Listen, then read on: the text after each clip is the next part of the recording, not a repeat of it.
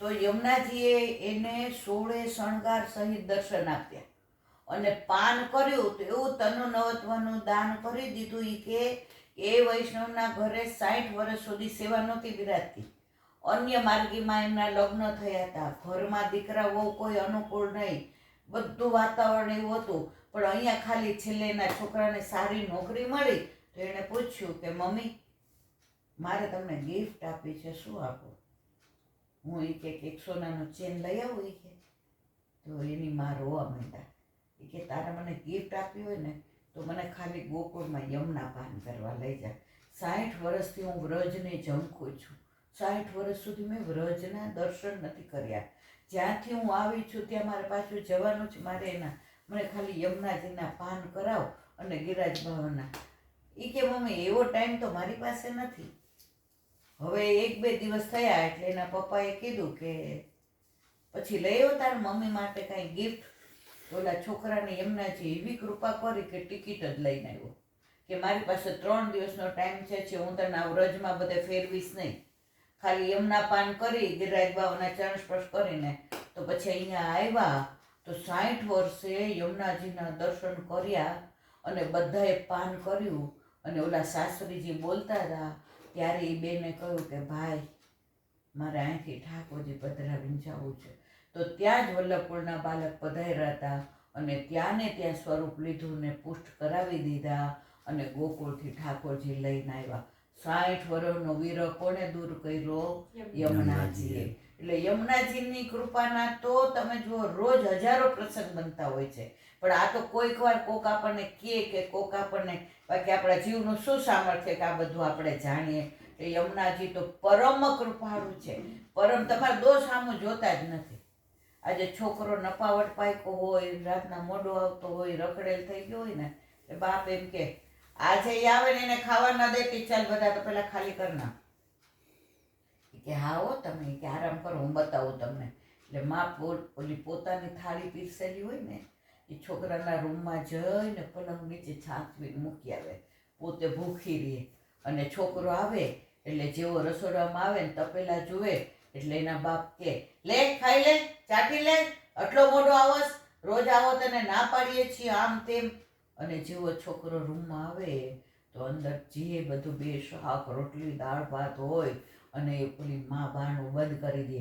આને પૂરી જ દેવો છે હો, અલા આને બહાર કાઢવો જ નથી. બહાર આવે તો એ પાછા ડબ્બા ફંફોડે ને ત્યારે ઓલાની આંખમાં આંસુ આવી જાય છે કે મારી માં ભૂખી રહી અને મારા માટે પોતાની થાળી મૂકી અને હું આવો નપાવટ છું તો મારા અવગુણ સામું મારી માં જોતી નથી. અને છોકરાનું હૃદય પરિવર્તન થઈ જાય છે. એમ આ તો સાક્ષાત આપણી માં છે. આ આપણા દોષ સામું ક્યારેય જુએ નહીં.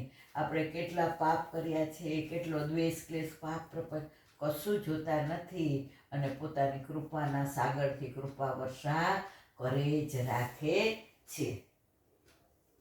તેવા ઠાકોરજીમાં મારું મન ભાવ સહિત આનંદનો અનુભવ કેવી રીતે કરી શકે તે આપ વિચારો, અથવા ભગવત સ્વરૂપના અનુભવનું મારા મનમાં જે પ્રકારે સુખ થાય તેવી ભાવના આપ આપના મનમાં કરો, જેથી આપના મનમાં એ વિચાર થતા જે સુખ મળશે એનો કોઈ પાર નથી.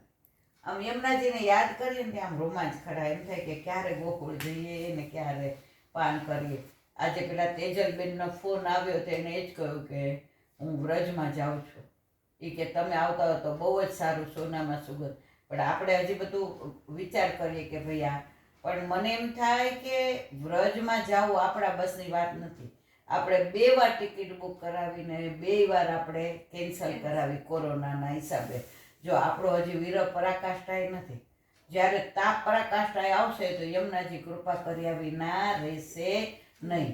બીજું એક ઓલી નાની વાત રહી ગઈ તો પછી પેલા વૈષ્ણવો યમુના કિનારે આવે ને તો યમુનાજી ઠાકોરજી સાથે કેલી કરતા હોય યમુનાજીમાં. તો પછી યમુનાજી કે પ્રભુ આવો, હું મારો વૈષ્ણવ આવ્યો છે ને યમુનાષ્ટક કરીને મને બોલાવે છે કે.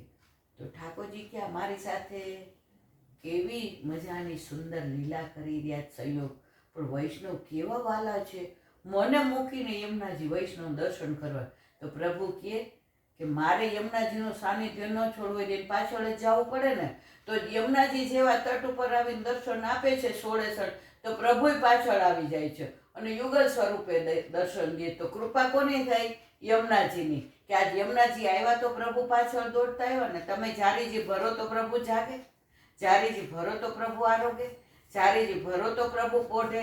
એટલે પેલા યમુનાજી, એટલે જ કહ્યું છે કે યમુનાજી છે ને પુષ્ટિ માર્ગનું દ્વાર છે. બોલો શ્યામ સુંદર શ્રી અમને મહારાણી કી જય. હવે આજે બેઠકજી, આજે તોતાદ્રી પર્વતના બેઠકજી. કયા?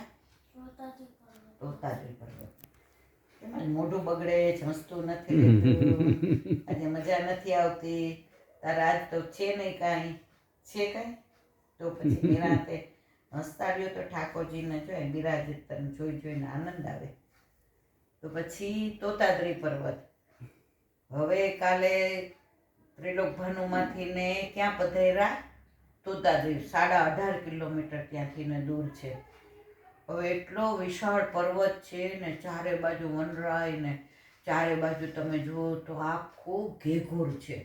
ત્યાં તું બેઠી છો ને ત્યાંથી ને અહીંયા સુધી તને મારું મોઢું ન દેખાય. વલ્લભે આવી જ જગ્યાએ ગયા છે. ક્યાંય શહેરમાં તમે બેઠકજી જોયા વલ્લભને? ક્યાંય તમે લોકોને બોલાવ્યા કે હાલો હાલો હું પ્રચાર કરવા આવ્યો છું, હાલો બધા પુષ્ટિ માર્ગમાં, હાલો મારે શરણે લેવાના છે? કોઈ કીધું ક્યારે? વલ્લભે બધાને સૂચના આપી હતી. કૃષ્ણદાસ મેઘન, દામોદરદાસ અરસાની, વાસુદેવ છકડા, કાશ્મીરી ભટ્ટ, કે કોઈને કહેવાનું નથી મારા વલ્લભ પધાર્યા. જે જીવ દેવી હશે ને એ વલ્લભના ચરણારવિંદના રજની સુગંધથી ને ખેંચાયા વિના. અને એ સુગંધ કોને મળશે?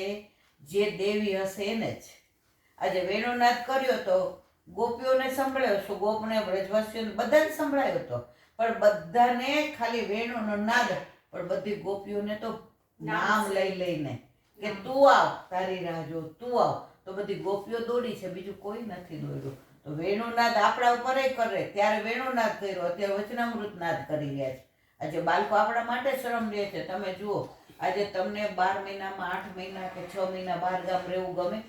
તમારે જાવું, મુસાફરી કરવી, તમારે ત્યાં જઈને પાછું એડજસ્ટ થઈ જવાનું, એ તમારા વસ્ત્રો નાભૂષણ ને તમારે બીજાના ઘરે, અને પછી તમારે એમના પ્રમાણે રહેવાનું, આ તૈયાર કરવાનું, બોલવાનું, આ વચનામૃત, એ દેશ પ્રમાણે ત્યાં ઠંડી હોય, ગરમી હોય, બરફ હોય, પણ દેવીજીઓને શરણે. વલ્લભે ક્યારે એમ નથી કીધું કે હું અડેનમાં બિરાજો છું, બધા અહીંયા આવું. વલ્લભે 3 વાર પરિક્રમા કરી ઉઘાડા ચરણે કે મારે દેવીજીઓને. એમ અત્યારના વલ્લભકુળના બાળકો કોઈને એમ નહીં કહેતા અમારા મુકામ પર આવો. પોતે ફરી ફરી પરિક્રમા કરી અને દેવીજીઓને શોધીને શરણે લે છે.